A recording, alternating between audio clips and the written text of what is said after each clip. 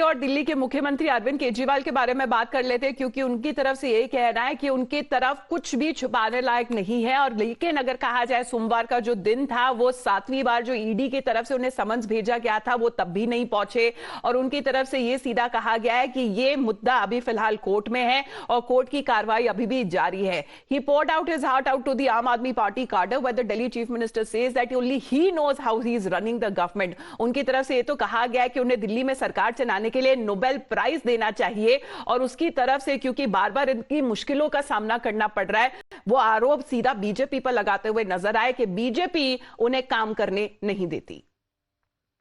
तो क्या ईडी को, केंद्र सरकार को कोर्ट पे भरोसा नहीं है? कोर्ट पे भरोसा रखना चाहिए ना। वो खुद ही कोर्ट गए हैं तो कोर्ट पे भरोसा, कोर्ट के आदेश का वेट करें। वो कोर्ट जो भी आदेश देगा उसके हिसाब से कर लेंगे। कोर्ट कहेगा भी जाओ तो जाएंगे। अब कोर्ट में कार्रवाई भी चल रही है और साथ में सम्मन पे सम्मन भी भेजे जा रहे हैं। अरे मैं ऐसे स्कूल बनाऊंगा दिल्ली के अंदर जिसकी दुनिया याद करेगी, पूरी दुनिया याद करेगी। दिल्ली के स्कूल ये चाहते हैं कि गरीबों के बच्चों को जो शिक्षा इनके बच्चों को मिलती है वैसी शिक्षा नहीं मिलनी चाहिए गरीबों के बच्चों को। पिछले साल इन्होंने 3 महीने के लिए एक नोबेल प्राइज मिलना चाहिए मेरे को इस बार इसके लिए कि किस तरह से बीजेपी वालों ने और दिल्ली के एलजी ने दिल्ली के लोगों को दुखी करा, और किस तरह से दिल्ली वालों का बेटा करके दिल्ली के लोगों की सारी समस्याओं का समाधान केजरीवाल। इस बात के लिए नोबेल प्राइज मिलना चाहिए। Now, a Nobel Prize that Arvind Kejriwal wants to be awarded with, should he be also given a Nobel Prize for splurging 45 crores on renovating an official residence? Sheesh Mahal क्या भूल गए अरविंद केजरीवाल?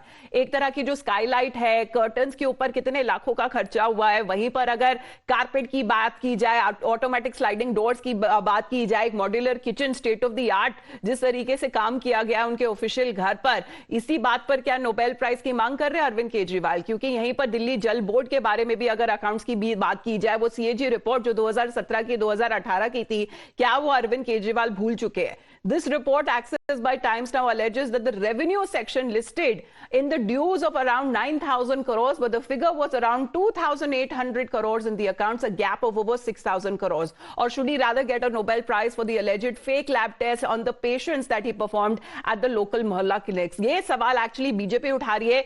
बीजेपी की तरफ से कहना है कि नोबेल प्राइज तो मिलना चाहिए अरविंद केजरीवाल को, लेकिन भ्रष्टाचार में। नोबेल प्राइज तो चोर उचक्कों को नहीं दिया जाता, और जिन्होंने जल बोर्ड के अंदर घोटाले किए हैं वो लोगों का ध्यान जल बोर्ड के घोटाले से हटाकर अपने ही जल बोर्ड के अधिकारियों के खिलाफ धरने पे बैठ रहे हैं। आज एक बार फिर 7वीं बार अरविंद केजरीवाल ने ईडी के सम्मन का जवाब नहीं दिया और ईडी के सम्मन को इवेट किया। कुछ यही चीज हेमंत सोरेन ने भी की थी। उनका क्या हाल हुआ सबको पता है, सबने देखा है। अरविंद केजरीवाल साहब, आप जितना मर्जी भाग लीजिए, एक ना एक दिन आपको ईडी के समक्ष पेश होना ही पड़ेगा। पहला नोबेल प्राइज मिलना चाहिए भ्रष्टाचार करने के लिए। हर विभाग में भ्रष्टाचार करने के लिए नोबेल प्राइज मिलना चाहिए। उसके बाद नोबेल प्राइज मिलना चाहिए कि भ्रष्टाचार करने के बाद भगोड़े बनना है, विक्टिमहुड कार्ड खेलना है, भ्रष्टाचार को शिष्टाचार बताना है, और फिर अत्याचार करके ड्रामा और नौटंकी करनी है।